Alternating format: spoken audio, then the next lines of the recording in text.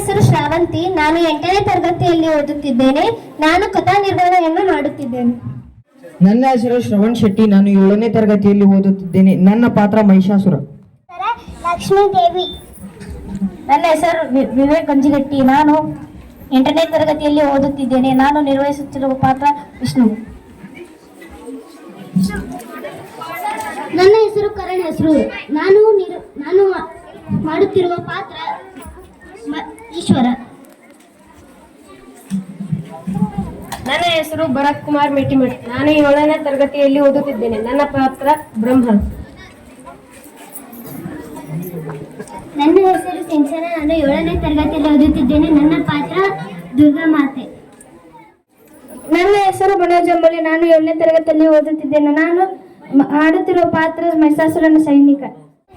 ಮಹಿಷಾಸುರ ಎಂದರೆ ಎಮ್ಮೆ ರೂಪದಲ್ಲಿರುವಂತಹ ಒಬ್ಬ ಅಸುರ. ಈತನ ಜನನ ಮಹಿಷಾಸುರ ಎಂಬ ಎಮ್ಮೆಯಿಂದ ಆಯಿತು. ಇವನು ಜನಿಸಿದಾಗಿಂದಲೇ ಮಾಯಾವಿ ಅಸುರನಾಗಿದ್ದ. ಮಹಿಷಾಸುರನು ತನ್ನ ತಂದೆ ರಂಭಾಣನ ರೀತಿ ಇವನು ಕೂಡ ವರವನ್ನು ಬೇಡಲು ತಪಸ್ಸಿಗೆ ಕುಳಿತ. ಆಗ ಮಹಿಷಾಸುರ ಹೇಳುತ್ತಾನೆ, ಓಂ ಬ್ರಹ್ಮದೇವಾಯ ನಮಃ, ಓಂ ಬ್ರಹ್ಮದೇವಾಯ ನಮಃ, ಓಂ ಬ್ರಹ್ಮದೇವಾಯ ನಮಃ ಎಂದು ಹೇಳಿದಾಗ ಇವನ ಕಠೋರ ಹಾಗೂ ಅಚಲತನದ ತಪಸ್ಸಿನಿಂದ ಬ್ರಹ್ಮದೇವನು ಪ್ರತ್ಯಕ್ಷನಾಗಬೇಕಾಯಿತು. ಆಗ ಹೇಳಿದ, ಮಹರ್ಷಿ ಕಶ್ಯಪನ ವಂಶಸ್ಥ ಧರುಣ ಪುತ್ರ ಮಹಿಷಾಸುರ, ನಾನು ಪ್ರತ್ಯಕ್ಷನಾಗಿದ್ದೇನೆ ಎಂದು ಹೇಳಿದಾಗ ಮಹಿಷಾಸುರ ಪ್ರಣಾಮಗಳು ದೇವ ಎಂದು ಹೇಳಿದ. ಆಗ ಬ್ರಹ್ಮದೇವ ಹೇಳುತ್ತಾನೆ, ಹೇಳು, ನಿನ್ನ ತಪಸ್ಸಿಗೆ ನಾನು ಪ್ರಸನ್ನನಾಗಿದ್ದೇನೆ.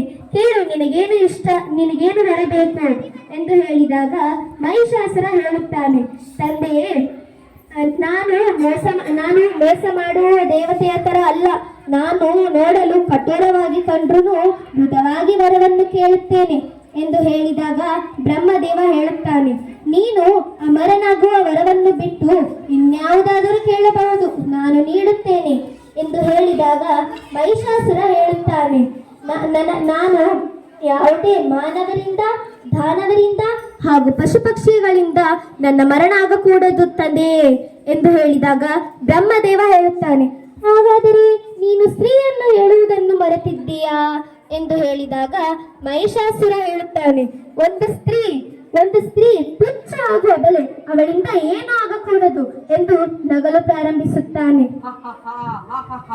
ಆಗ ಬ್ರಹ್ಮದೇವ ಹೇಳುತ್ತಾನೆ, ಹಾಗಾದರೆ ನಿನ್ನ ಇಚ್ಛೆಯಂತೆ ಆಗಲಿ, ನಾನು ನೀನು ಕೇಳಿದ ವರವನ್ನೇ ನೀಡುತ್ತೇನೆ ಎಂದು ಆಶೀರ್ವಾದಿಸಿ ಅದೃಶ್ಯರಾಗುತ್ತಾರೆ.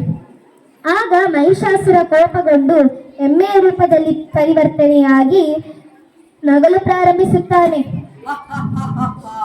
ಬ್ರಹ್ಮದೇವನಿಂದ ವರವನ್ನು ಪಡೆದು ಅಸುರ ನಗರಕ್ಕೆ ಮಹಿಷಾಸುರ ಪ್ರವೇಶಿಸುತ್ತಾನೆ. ಆಗ ಮಹಿಷಾಸುರನ ಸೈನಿಕ ಅಭಿನಂದನೆಯನ್ನು ವಂದಿಸುತ್ತಾನೆ. ಆಗ ಮಹಿಷಾಸುರ ತನ್ನ ಸಿಂಹಾಸನಕ್ಕೆ ಬಂದು ಆಸೀನನಾಗುತ್ತಾನೆ. ಆಗ ಸೈನಿಕ ಹೇಳುತ್ತಾನೆ, ಮಹಾಪ್ರಭು, ಈ ಭೂಮಿಯು ನಿಮ್ಮ ಆಕ್ರಮಣಕ್ಕಾಗಿ ಕಾಯುತ್ತಿದೆ. ಹೇಳಿ, ನಾವು ಯಾವ ರಾಜ್ಯಕ್ಕೆ ದಂಡೆತ್ತಿ ಬರಬೇಕು ಎಂದು ಹೇಳಿದಾಗ ಮಹಿಷಾಸುರ ಹೇಳುತ್ತಾನೆ, ನನಗೆ ಎಲ್ಲ ರಾಜ್ಯದ ಮಹಾರಾಜರು ಕ್ರಿಮಿಕೀಟಗಳಿದ್ದ ಹಾಗೆ, ನಾನು ನನ್ನ ಶಕ್ತಿಯನ್ನು ವ್ಯಕ್ತಪಡಿಸಲು ಇಷ್ಟಪಡುವುದಿಲ್ಲ ಎಂದು ಹೇಳಿದಾಗ ಸೈನಿಕ ಹೇಳುತ್ತಾನೆ, ಮಹಾರಾಜ ನನಗೆ ಒಂದು ಉಪಾಯ ಹೊಳಿತಿದೆ ಎಂದು ಹೇಳಿದಾಗ ಮಹಿಷಾಸುರ ಕೇಳುತ್ತಾನೆ, ಏನದು ಉಪಾಯ ಎಂದು ಕೇಳಿದಾಗ ಸೈನಿಕ ಹೇಳುತ್ತಾನೆ, ಈ ಭೂಮಿಯನ್ನೇ ಸೃಷ್ಟಿಸಿರುವುದು ಮಹಾಪ್ರಭು ಬ್ರಹ್ಮದೇವ. ಹಾಗಾದರೆ ನೀವು ಅವನ ಲೋಕವನ್ನು ನಾಶ ಮಾಡಿ ಅವನನ್ನು ಬಂಧಿಸಿದರೆ ಇಡೀ ಸೃಷ್ಟಿಯೇ ನಿಮ್ಮ ಕೈಯಲ್ಲಿರುತ್ತದೆ ಎಂದು ಹೇಳಿದಾಗ ಮಹಿಷಾಸುರ ಹೇಳುತ್ತಾನೆ, ಹೌದು, ಭೇಷ್, ನಾನು ಹಾಗಾದರೆ ಇಡೀ ಲೋಕದ ಸ್ವಾಮಿಯಾಗುತ್ತೇನೆ, ಎಲ್ಲ ಲೋಕವು ನನ್ನ ಕೈಯಲ್ಲಿರುತ್ತದೆ ಎಂದು ನಗಲು ಪ್ರಾರಂಭಿಸುತ್ತಾನೆ. ಈ ಸೂಚನೆಯನ್ನು ಕೇಳಿ ಮೇಲಿರುವ ದೇವಾನ ದೇವತೆಯರು ಬ್ರಹ್ಮದೇವನಿಗೆ ಈ ಸೂಚನೆಯನ್ನು ತಿಳಿಸಲು ನೋಡುತ್ತಾರೆ. ಆಗ ಈಶ್ವರ ಬ್ರಹ್ಮಲೋಕಕ್ಕೆ ಪ್ರವೇಶಿಸಿ ಹೇಳುತ್ತಾನೆ, ಮಹಾಪ್ರಭು ರಕ್ಷಿಸಿ, ನಾವು ಅಪಾಯದಲ್ಲಿದ್ದೇವೆ ಎಂದು ಹೇಳಿದಾಗ ಬ್ರಹ್ಮದೇವ ಕೇಳುತ್ತಾರೆ, ಏನಾಯಿತು, ಏಕೆ ಗಾಬರಿಗೊಂಡಿದ್ದೀರಾ ಎಂದು ಹೇಳಿದಾಗ ಈಶ್ವರ ಹೇಳುತ್ತಾರೆ, ಮಹಾಪ್ರಭು, ಕೆಳಗೆ ಅಸುರನಾದ ಮಹಿಷಾಸುರ ನಿಮ್ಮ ಲೋಕವನ್ನು ನಾಶ ಮಾಡಿ ಹಾಗೂ ನಿಮ್ಮನ್ನು ಬಂಧಿಸಲು ಮಾಡುತ್ತಿದ್ದಾನೆ ಎಂದು ಹೇಳಿದಾಗ ಬ್ರಹ್ಮದೇವ ಹೇಳುತ್ತಾರೆ, ಎಲ್ಲ ಅಸುರರಲ್ಲಿ ಇದು ಇದ್ದಿದ್ದೆ. ಎಲ್ಲ ಅಸುರರು ಯಾವ ದೇವತೆಗಳಿಂದ ವರವನ್ನು ಪಡೆದಿದ್ದಿರ್ತಾರೋ ಆ ದೇವತೆಯರನ್ನೇ ನಾಶ ಮಾಡಲು ನೋಡುತ್ತಾರೆ. ಇದು ಎಲ್ಲ ಅಸುರರಲ್ಲಿ ಸಾಮಾನ್ಯ ಎಂದು ಹೇಳಿದಾಗ ಈಶ್ವರ ಹೇಳುತ್ತಾರೆ, ಹಾಗಾದರೆ ಮಹಿಷಾಸುರನ ಮೃತ್ಯು ಆಗಲಾರದೆ ಎಂದು ಕೇಳಿದಾಗ ಬ್ರಹ್ಮದೇವ ಹೇಳುತ್ತಾನೆ, ನಮ್ಮಿಂದ ಅಂತನೂ ಅವನ ಮೃತ್ಯು ಆಗಲು ಸಾಧ್ಯವಿಲ್ಲ. ಇಡೀ ಧರ್ಮಕ್ಕೆಲ್ಲ ಒಬ್ಬನೇ ಗುರು, ಅವನೇ ಶ್ರೀ ವಿಷ್ಣು. ನಾವು ಅವನ ಲೋಕಕ್ಕೆ ಹೋಗೋಣ ಬಾ ಎಂದು ಹೇಳಿ ಬ್ರಹ್ಮ ಮತ್ತು ಈಶ್ವರ ವಿಷ್ಣುವಿನ ಲೋಕಕ್ಕೆ ಪ್ರವೇಶಿಸುತ್ತಾರೆ. ಆಗ ವಿಷ್ಣು ಹೇಳುತ್ತಾರೆ, ಏಕೆ ಎಲ್ಲಾ ದೇವತೆಯರು ಇಲ್ಲೇ ಬಂದಿದ್ದೀರಿ, ಏನಾದರೂ ಸಮಾಚಾರವಿದೆಯೇ ಎಂದು ಹೇಳಿದಾಗ ಬ್ರಹ್ಮದೇವ ಹೇಳುತ್ತಾರೆ, ಮಹಾಪ್ರಭು, ನಾವು ಸಂಕಟದಲ್ಲಿದ್ದೇವೆ ಹಾಗೂ ನನ್ನ ಲೋಕವು ಸಂಕಟದಲ್ಲಿದೆ ಎಂದು ಹೇಳಿದಾಗ ವಿಷ್ಣು ಹೇಳುತ್ತಾರೆ, ಯಾಕೆ ಆ ಅಸುರನಾದ ಮಹಿಷಾಸುರನ ತೊಂದರೆಯೇ ಎಂದು ಹೇಳಿದಾಗ ಬ್ರಹ್ಮ ಹೇಳುತ್ತಾನೆ, ನಿಮಗೆ ಗೊತ್ತಿಲ್ಲದಿರುವುದೇನಿದೆ ದೇವ, ನಿಮಗೆಲ್ಲ ಗೊತ್ತು ಎಂದು ಹೇಳಿದಾಗ ವಿಷ್ಣು ಹೇಳುತ್ತಾರೆ, ಆ ಅಸುರನಾದ ಮಹಿಷಾಸುರನ ಮೃತ್ಯು ಸ್ತ್ರೀ ದೇವತೆಯಿಂದ ಆಗುತ್ತದೆ.